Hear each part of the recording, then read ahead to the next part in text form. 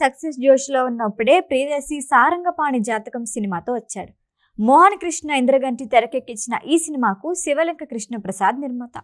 రూపా కొడువయూరు heroine గా నటించిన ఈ చిత్రంలో వెన్నెల కిషోర్, శ్రీనివాస్ అవసరాల, హర్షచముడు కీలక పాత్రల్లో నటించారు.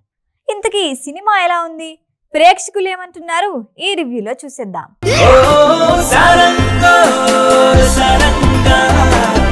సారంగపాణి ఓ సేల్స్ మ్యాన్ తన మేనేజర్ మైథిలితో ప్రేమలో పడతాడు.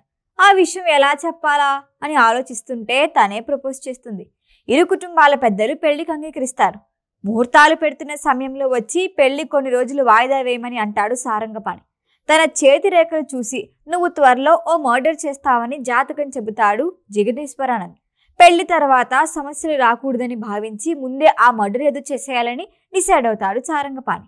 అప్పుడు తను చేసిన ప్రయత్నాలేంటి, స్నేహితుల పాత్ర ఏంటి, మైథిలి ఎంగేజ్మెంట్ ఎందుకు క్యాన్సిల్ చేసుకుంది, సారంగపాణి ఉద్యోగం ఎందుకు పోయింది, విశాఖలో ఉన్న పెద్ద వ్యాపారవేత్త అహోబిళరావుని కలిసేందుకు హైదరాబాద్ నుంచి ఎందుకు వెళ్ళాడు, అక్కడికి మైథిలి ఎందుకు వచ్చింది, చివరికి ఏమైంది అనేది తెలియాలంటే మూవీ చూడాలి. తెలుగు భాషపై పట్టున్న ఇంద్రగంటి మోహన్ కృష్ణ సారంగపాణి జాతకం సినిమాలో ఆ మ్యాజిక్ చూపించాడు. భాషపై ఉండే ప్రేమతో పదాల పడికట్టుతో కామెడీ చేయించడం ప్రేక్షకులకి నచ్చుతుంది. సినిమా మొత్తం క్లీన్ అండ్ హెల్దీగా ఉంది. నా చేతి రేఖల్లో మనిషిని చంపుతానని లేదా అని ప్రియదర్శి అడిగితే రేఖ కోసం చంపుతావని అవసరాల శ్రీనివాస్ చెబుతాడు. చేతి రేఖలు, ఆ రేఖ వీళ్ళ దగ్గరే సినిమాకి కీలకం. కథలో పాత్రలన్నిటికీ న్యాయం చేస్తూ కామెడీ టైమింగ్ చూపించడంలో ఇంద్రగంటి సక్సెస్ అయ్యాడు. అయితే నువ్వో మనిషిని చంపుతావని చేతిరేఖల జాతకంలో ఉంటే ఎవరినో ఒకరిని చంపేయాలని డిసైడ్ అవటం కన్విన్సింగ్గా అనిపించదు.